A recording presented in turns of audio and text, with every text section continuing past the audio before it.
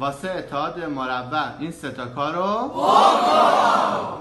یک جمله اول به زبان دو ضرب جمله اول ضرب جمله دوم. سه جمله دوم به زبان دو. برای اتحاد مزدوج این دوتا کارو بکن.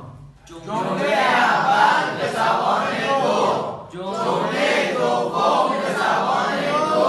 نکته علامت منفی است.